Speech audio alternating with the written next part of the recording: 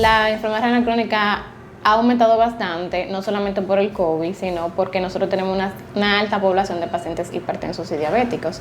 ¿La gente bebe agua? No.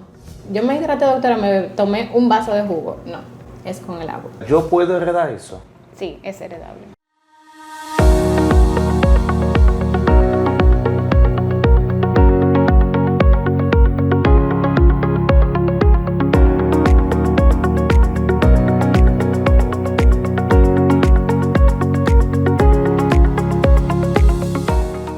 Está con nosotros en el día de hoy la doctora Joanka Peralta, médico internista nefróloga, y nos habla en el día de hoy sobre lo que es la enfermedad renal crónica. Saludos, doctora. Saludos, Rafa, gracias por la invitación.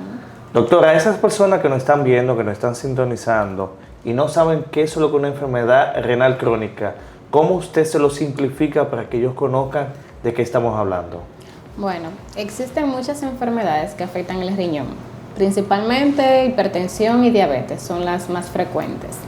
Estas enfermedades pueden causar que la función normal del riñón, que es filtrar la sangre, o sea, eliminar sustancias tóxicas, pues esa función de manera paulatina se vaya perdiendo. De manera progresiva en el tiempo, el riñón deje de filtrar esas sustancias. Eso es lo que se conoce como una enfermedad renal crónica, que dependiendo el porcentaje de daño que tenga el riñón, se puede clasificar de 1 hasta 5 estadios. ¿Cuáles son esas personas o a partir de qué edad una persona puede decir, tengo miedo de adquirir una enfermedad renal crónica? Bueno, no hay una edad específica porque incluso existe la especialidad de nefrología pediátrica, o sea que también hay niños que pueden desarrollar enfermedades a nivel del riñón. Y de manera normal, a partir de los 40 años, se pierde 1 mililitro por minuto, o sea, 1 mililitro de la función del riñón normal. Pero hay poblaciones especiales, como por ejemplo, las personas que son hipertensas, las personas que sufren de diabetes, los pacientes ancianos que usan muchos medicamentos. No hay una edad como tal, pero las poblaciones de riesgo son los pacientes que tienen enfermedades sistémicas, las dos más importantes en nuestro país y a nivel mundial, hipertensión y diabetes. En su experiencia como médico, ¿cuál es esa población que está viniendo donde usted con enfermedad renal crónica?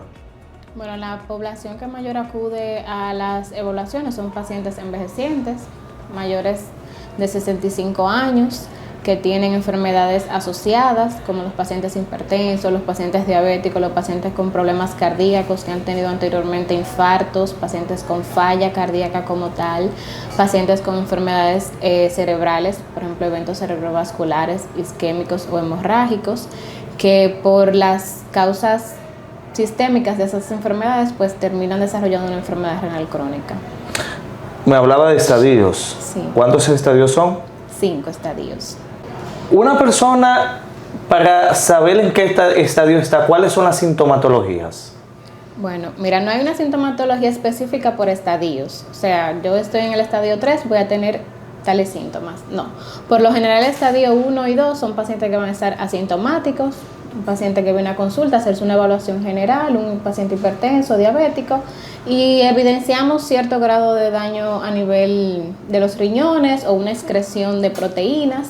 Ya los estadios donde hay mayor manifestaciones tanto a nivel analítica como a nivel del organismo son los estadios 3A, 3B, 4 y 5. Los riñones tienen muchas funciones y de acuerdo a la función que se vaya alterando, así van a ser los síntomas. Una de ellas, la más simple, es la excreción de líquidos en el organismo. Entonces, si eso se va alterando, podemos ver una retención de esos líquidos que se manifiesta por edema de los miembros inferiores, o sea, lo que las personas conocen como que se me hincharon los pies. Ajá. Se pueden inflamar también los párpados, dificultad respiratoria, pérdida del apetito, insomnio, picazón en el cuerpo por los tóxicos que se van acumulando. En estadios más avanzados, esos tóxicos pueden hacer que el paciente presente desorientación, confusión, se van a acumular líquido en otras partes del organismo como en los pulmones, lo que va a dificultar la respiración, entre otros que son más extensos. ¿En qué estadio es que una persona es considerada para ya lo que es una hemodiálisis? Bien, el paciente se debe iniciar la preparación para diálisis cuando la tasa de filtrado cae por debajo de 30. Ya en un paciente que esté en un estadio 3, el médico debe de empezar a orientar su paciente. Pero por lo general la entrada a diálisis se hace ya en el estadio 5, que es el estadio final, una tasa de filtrado por debajo de 15 mililitros. ¿A usted como médico le ha llegado la oportunidad que encuentre un paciente en estadio 2, usted lo orienta, usted le habla, la persona lo coge a chelcha, no le pone el interés y esa persona normalmente cae en 5?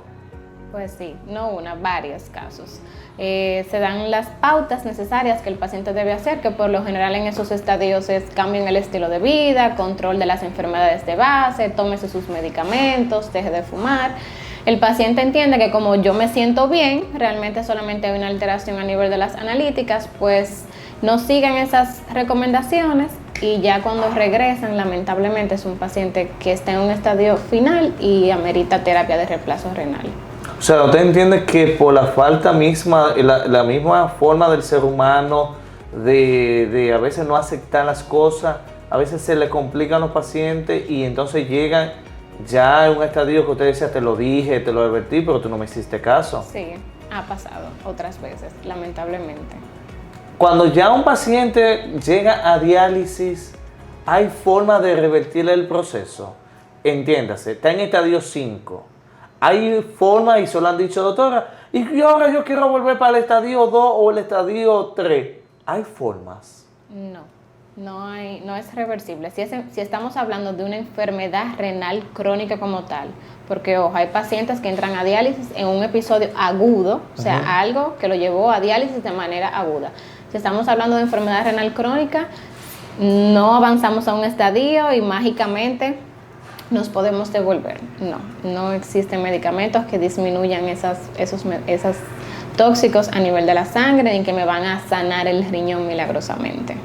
Mi mamá tuvo enfermedad, ejemplo, mi mamá o mi papá tuvo enfermedad renal crónica. ¿Yo puedo heredar eso? Sí, es heredable, es hereditable, sí. En aquellos pacientes, ¿qué tan aumentó o se mantuvo los casos de enfermedad renal crónica después del COVID? Aumentó bastante porque el COVID causó no solamente estragos a nivel del pulmón, sino que afectaba corazón y causó también enfermedades propias, o sea, los riñones se afectaban tanto por las alteraciones sistémicas que causaba la enfermedad a nivel de pulmón, corazón, pero también por invasión propia del virus a nivel del riñón. Entonces, luego de eso, muchos pacientes entraron a diálisis por episodios agudos que lamentablemente no pudieron volver a una función renal normal. No necesariamente hablamos de enfermedad renal crónica porque el paciente esté en diálisis, sino que ya el paciente quedó con un daño permanente, así sea leve, califica como enfermedad renal crónica, aunque sea un estadio inicial. O sea que también el COVID tuvo incidencia negativa en lo que es en cuestión de enfermedad renal crónica. Bastante, y a nivel de las unidades de hemodiálisis también, porque son pacientes susceptibles que causó alteraciones en estos pacientes y también aumentó la mortalidad. Antes del COVID no se veía tantos casos como después que sí pasó el COVID. Bueno, en nuestro país la enfermedad renal crónica ha aumentado bastante, no solamente por el COVID, sino porque nosotros tenemos una alta población de pacientes hipertensos y diabéticos. Pero luego de la enfermedad sí aumentó la carga del sistema sanitario de salud porque causó otras condiciones a nivel del organismo que si ya el paciente de base era hipertenso y diabético, pues agregarle el COVID era una comorbilidad más. Eso es un consejo a esas personas que usted no entiende que debería de visitar. Yo dice, fulano es propenso y yo necesito darle un consejo a esas personas que nos están viendo. ¿Qué es un consejo que usted le dice como médico nefrólogo para que no caigan en enfermedad renal crónica? Bueno, la prevención es la palabra clave.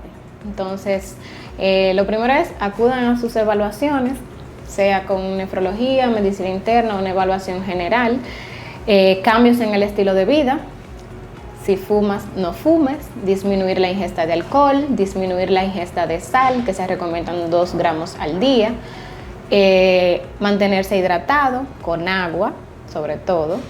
No ingesta de alimentos ultraprocesados, o sea, una alimentación balanceada, pérdida de peso y controlar las enfermedades de base. O sea, si yo soy hipertenso, que no me falte la medicina para la hipertensión, ni para la diabetes, ni para la falla cardíaca. O sea, mantener al día mi tratamiento. Hacer ejercicio. Exacto, mantenerse en un peso adecuado. ¿Qué tan recurrentes son los edemas agudos de pulmón en enfermedad renal crónica? Ya en estadios finales bastante frecuente, porque el paciente se hace muy cuesta arriba el control de líquidos. O sea, decirle a una persona, no puedes tomar líquidos, no puedes tomar agua.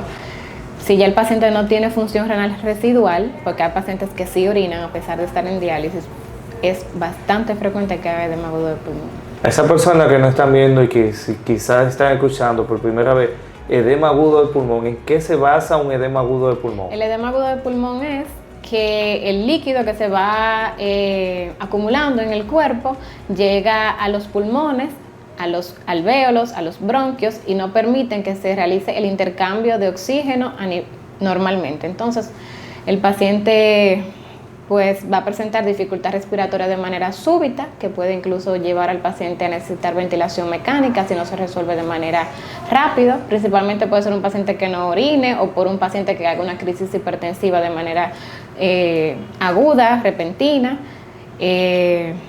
Los pacientes pueden presentar la salida de secreciones asalmoneladas o rosadas, ya cuando se produce hemorragia alveolar debido a los líquidos que se encuentran a nivel del pulmón. Ya siendo nefróloga, ya dijiste que son casos muy preocupantes. ¿La gente bebe agua?